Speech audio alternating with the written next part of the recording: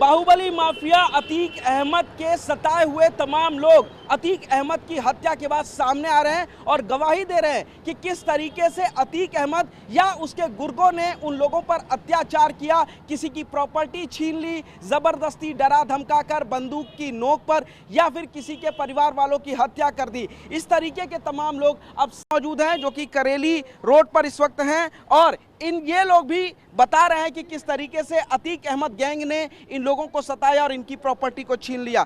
आपका क्या नाम है? मोनिस नाम है। मोनिस। आपका क्या नाम है? श्वेता। श्वेता। पूरा नाम क्या आपका? मोनिस परवेज अंसारी। मोनिस परवेज। ये मोनिस परवेज और श्वेता दोनों पति पत्नी हैं और इस सड़क पर इनकी ये एक प्रॉपर्टी है जिस पर बताया जा रहा है कि गलत तरीके से बंदूक की नोक पर अतीक अहमद गैंग ने इसको अपने पास लिखवाया और उसके बाद इन लोगों से लेकर के इस पर कब्जा कर लिया। तो ये बताइए कौन लोग आए थे, पूरा मामला क्या है, किस तरीके से आपकी प्रॉपर्टी को कब्जाया? मोहम्मद आसिफ और रणविजय सिंह आए थे और जो जबरदस्ती डरा धमका के हमें कचहरी ले गए और वहाँ पे साइन करवा लिया। साइन करवा हाँ। लिया। और ये कब की बात है? ये 6 अक्टूबर 2022 की बात है। 6 अक्टूबर 2022। तो आपके घर पे आए थे वो लोग?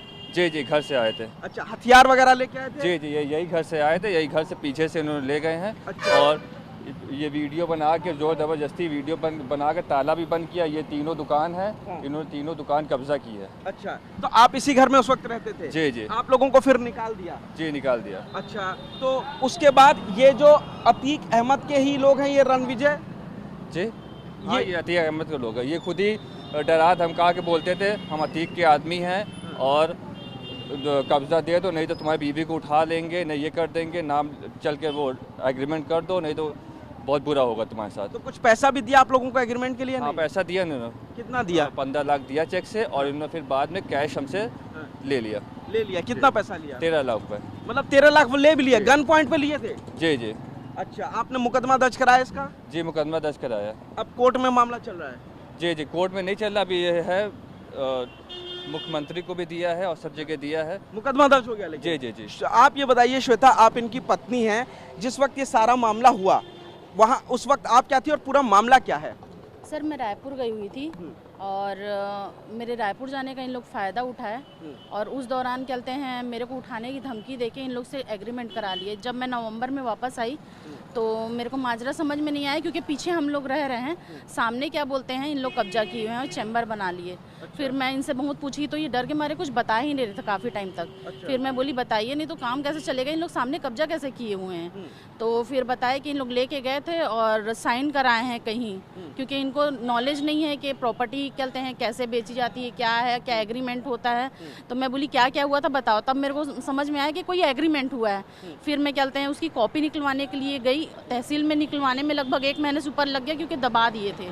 फिर पता चला कि पूरे 20 लाख में प्रॉपर्टी लिखवा ली है। और उसके बाद में कहते हैं हम लोग बहुत कोशिश किए कि हम लोग की FIR लिखी जाए, लिख नहीं रहे थे। फिर सफदर अली के टाइम में जब मैं गई थी वहाँ तो मीडिया की मदद से ही FIR लिखी गई और FIR के नाम पे भी बेवकूफ़ बनाया गया। 467, 468 जो मेन धाराएं होती हैं वो लगाई ही नहीं गई ताकि इनके ऊपर कोई एक्शन ना ले सके। और उसके बाद से तब से हम लोग उम्मीद करें कोई कार्रवाई हो, पर नहीं, कोई कार्रवाई नहीं हुई।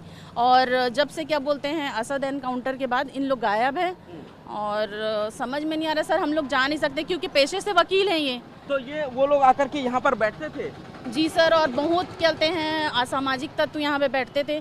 कुछ कहते हैं रिकॉर्डिंग्स हैं जो मैं रखी हुई थी, जो क्या बोलते हैं ये दूसरों को भी ला के यहाँ पे बैठा के डराते थे कि हम लोग को कहते हैं साइन करके दो, कहते हैं कि ज़मीन की कॉपी दे दो अपने, कहते हैं पता नहीं। मेरे पास कुछ रिकॉर्डिंग्स हैं जो हम लोग सुनते थे, जो चिल्लाने की आवाज़ें आती थी जिससे हम लोग को भी डर लगता था सर। ये बताइए, ये लोग अतीक अहमद के हैं, ये उन लोगों ने आपको बताया, सबूत भी है, कोई फोटोग्राफ आप लोगों के पास? जी सर, क्या बोलते हैं हमारे पास में ये एक है जी, ये अली है जिसकी गिरफ्तारी हुई थी, अतीक का बेटा है। और ये है रणविजय सिंह। अच्छा, ये खुद आया था?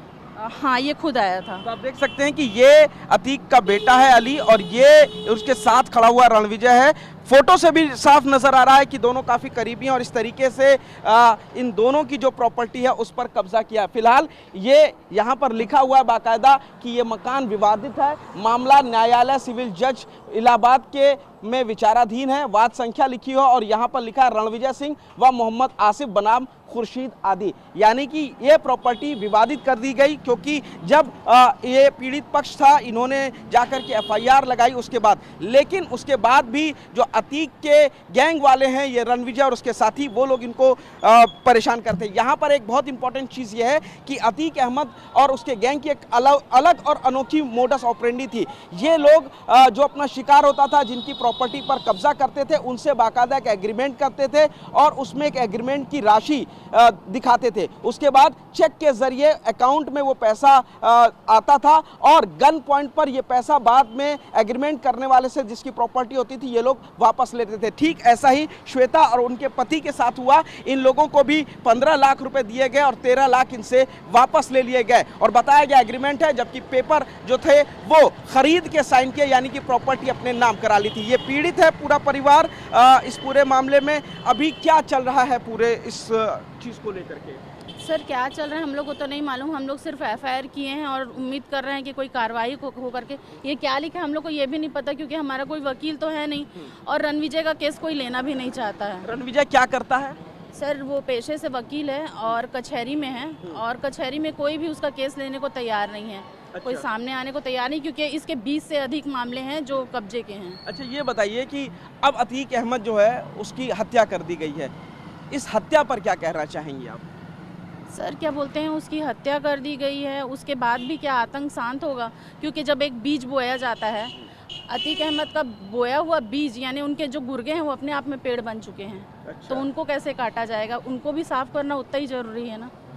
जाहिर तौर पर श्वेता का कहना है कि जो उसका गैंग है उसको भी ख़त्म करना ज़रूरी है क्योंकि अभी तक वो अतीक के नाम पर इस तरीके से प्रॉपर्टी को कब्जा कर रहे थे, लेकिन अब वो खुद भी शक्तिशाली बन चुके हैं। फिलहाल तमाम ऐसे पीड़ित हैं श्वेता की तरह, इनके पति परवेज की तरह, जो इस बात की गवाही दे रहे हैं कि किस तरीके से अतीक गैंग ने उनको बहुत सताया और उनकी जो गाड़ी कमाई की प्रॉपर्टी थी उसको अपने नाम कर लिया है। कैमरामैन वीरेंद्र मौर्य के साथ पुनीत शर्मा, टीवी